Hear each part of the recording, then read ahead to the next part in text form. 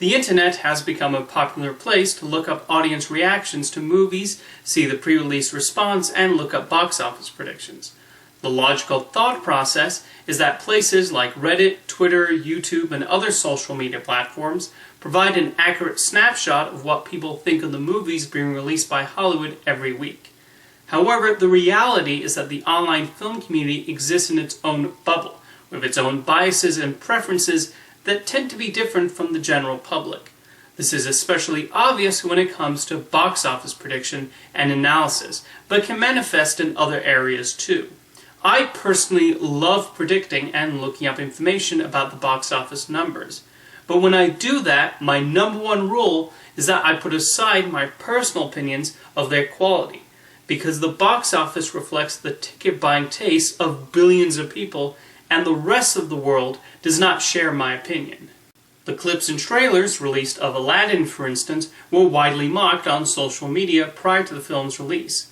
There were jokes and memes about how Will Smith's genie looked in his magical form, and the perception being spread around platforms like Twitter was that people were growing tired of the current crop of Disney remakes.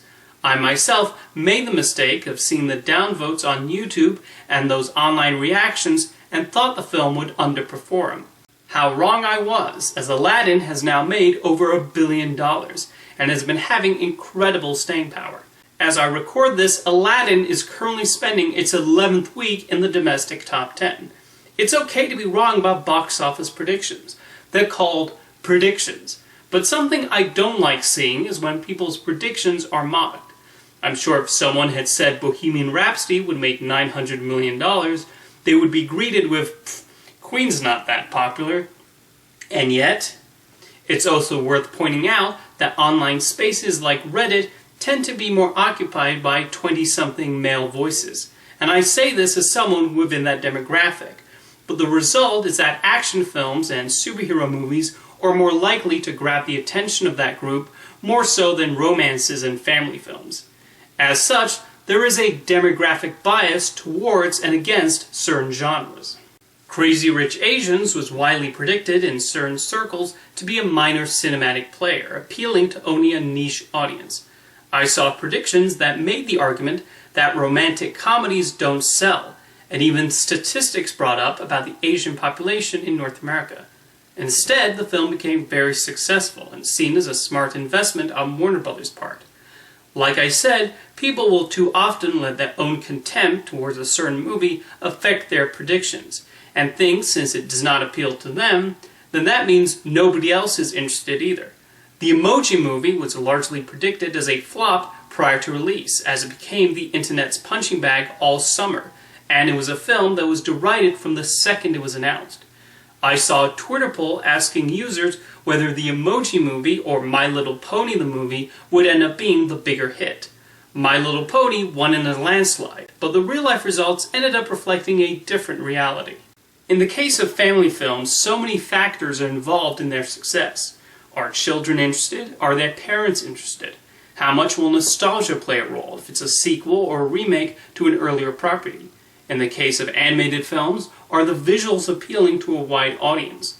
Disney's current experiment of remaking the animated classics has seen an interesting divide.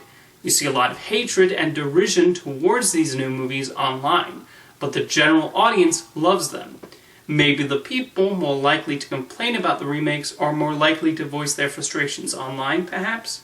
More on this later. One phrase I often see when someone is referring to a film someone is not anticipating is, "Nobody asked for this." Maybe you're not, but I'm sure someone in the world is interested. Otherwise, it might not have been greenlit. And the truth is, some of our most beloved films were probably ones nobody asked for. I don't think anyone in the 1930s was sending letters to Walt Disney asking for him to make a feature-length animated adaptation of Snow White. The expectation in Hollywood was even that he would stick to making short cartoons. But he made it anyway, and we're all the better for it. Nobody asked for Star Wars or E.T. the Extraterrestrial either. Honestly, if most cinephiles or fanboys ran movie studios, we probably would not have gotten some of the films they now love and cherish. Outside of hardcore Marvel Comics fans, who had heard of Guardians of the Galaxy?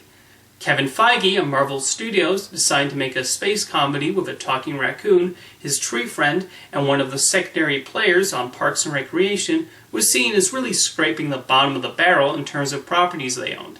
It got the green light anyway and continued Marvel's box office hot streak. I don't think studio chiefs get nearly enough credit for how difficult their job is. Due to the amount of time it normally takes to make a movie, they pretty much have to predict what audiences are going to be interested in seeing in 2 to 3 years. And the taste of the public can change very quickly. At one point, audiences might be interested in vampires, and then 3 years later, they've already moved on to zombies.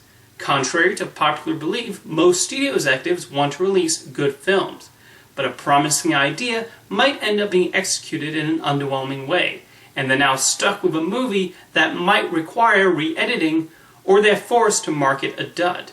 It's easy to sit back and think you know better than the presidents of these studios, but it's harder than it looks. One strange and unnecessary action by some film fans is the need to always have a studio punching bag.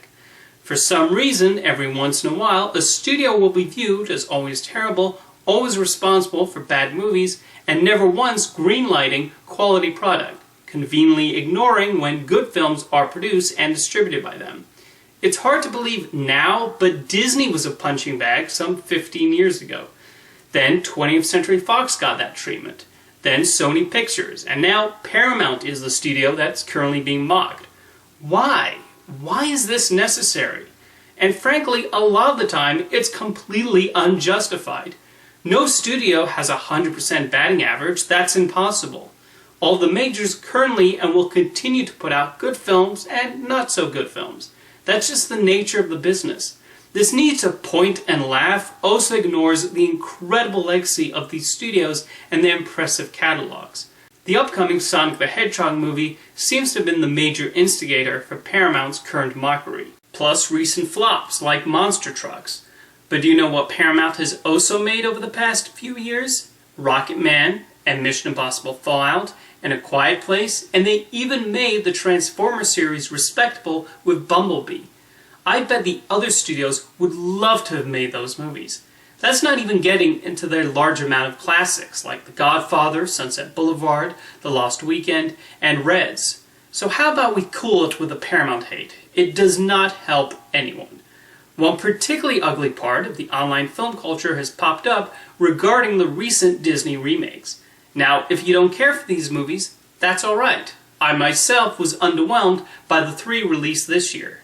What I'm referring to is the need to attack and belittle the audience who chooses to see the Disney remakes, and thus have been responsible for their billion-dollar success.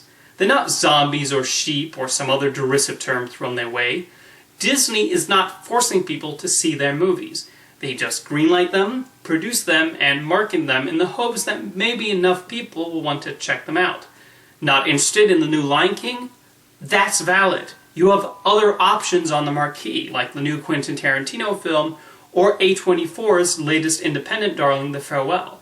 Let others see and have a good time at Jon Favreau's photorealistic retelling, while you buy a ticket to your favorite auteur's newest picture.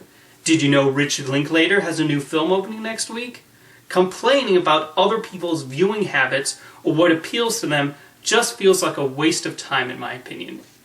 In conclusion, I think the important thing to remember is that you're just one in a large sea of movie fans, all with their own unique tastes. Some may favor romantic comedies, others enjoy a gritty action picture, and there are those who have a preference for family films.